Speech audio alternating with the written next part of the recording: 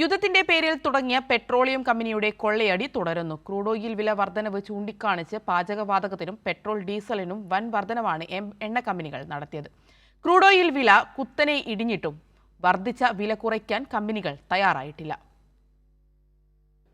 America Iran യുദ്ധം തുടങ്ങും മുൻപ് ആഗോള വിപണിയിൽ ക്രൂഡ് ഓയിലിന് $70 മുതൽ $75 വരെയായിരുന്നു വില.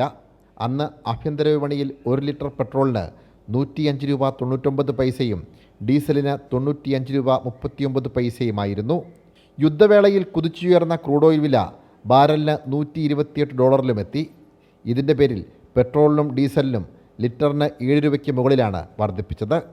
യുദ്ധം അവസാനിച്ചതോടെ കുതിച്ചുയർന്ന ക്രൂഡ് ഓയിൽ വില $71 കൂപ്പുകുത്തി. എന്നിട്ടും ആഭ്യന്തര വിപണിയിൽ വില കുറയ്ക്കാൻ കമ്പനികൾ തയ്യാറാകുന്നില്ലെന്നാണ് ജനങ്ങളുടെ പരാതി. ഞങ്ങളെപ്പോലെയുള്ളവർക്ക് ജീവിച്ചു പോകാൻ തന്നെ വലിയ ബുദ്ധിമുട്ടാണ് ഈ വില കൂടുതൽ കാരണം. ശമ്പളം കൂടുന്ന പോലുമില്ല. നമ്മൾ പണിയെടുക്കുന്നത് വെച്ചാൽ പമ്പിൽ കൊണ്ടേ കൊടുക്കുക ഈ പൈസ കംപ്ലീറ്റ്. പ്രശ്നം നമ്മൾ സഹിക്കുക എന്ന് മാത്രമേ ഉള്ളൂ. അല്ലാതെ നമുക്ക് കിട്ടുന്നതൊക്കെ കൂടുതൽ ചിലവായിപ്പോൾ.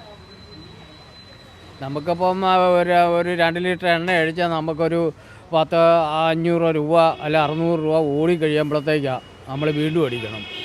ഈ ബ്ലോക്കിനകത്തൊക്കെ കയറി നമ്മൾ ഓടി കഴിയുമ്പോഴത്തേക്ക് മൈലേജ് കാണത്തില്ല. അപ്പോൾ നമുക്ക് ഈ പറയുന്ന ഒന്നും കിട്ടത്തില്ല. പമ്പിക്ക് കൊടുക്കാനേ ഉള്ളൂ. നമുക്ക് ജീവിതം തന്നെ മുന്നോട്ട് കൊണ്ടുപോകാൻ വലിയ പാടാണ്. അതുകൊണ്ടാണ് പാചകവാതക സിലിണ്ടറിൻ്റെ കാര്യത്തിലും സ്ഥിതി വ്യത്യസ്തമല്ല. ഗാർഹിക സിലിണ്ടറിന് യുദ്ധത്തിൻ്റെ പേര് പറഞ്ഞ് 91 രൂപയാണ് വർദ്ധിപ്പിച്ചത്. വാണിജ്യ സിലിണ്ടറിന് യുദ്ധത്തിനു മുമ്പ് 1700 രൂപയായിരുന്നു വില. എന്നാൽ യുദ്ധത്തിൻ്റെ പേരിൽ 1450 രൂപയാണ് വർദ്ധിപ്പിച്ചത്. മാറി മാറി കേന്ദ്രത്തിൽ അധികാരത്തിൽ വന്ന BJP കോൺഗ്രസ് സർക്കാരുകളാണ് എണ്ണക്കമ്പനികൾക്ക് വിലനിർണ്ണയാവകാശം വിട്ടു നൽകിയത്. അതുകൊണ്ട് തന്നെയാണ് ജനങ്ങളെ കൊള്ളയടിക്കാൻ അവർക്ക് വഴിയൊരുക്കിയതും. സാംജിത് അർപ്പുക്കരയ്ക്കൊപ്പം സനോജ് സുരേന്ദ്രൻ, കൈരളി ന്യൂസ്, കോട്ടയം.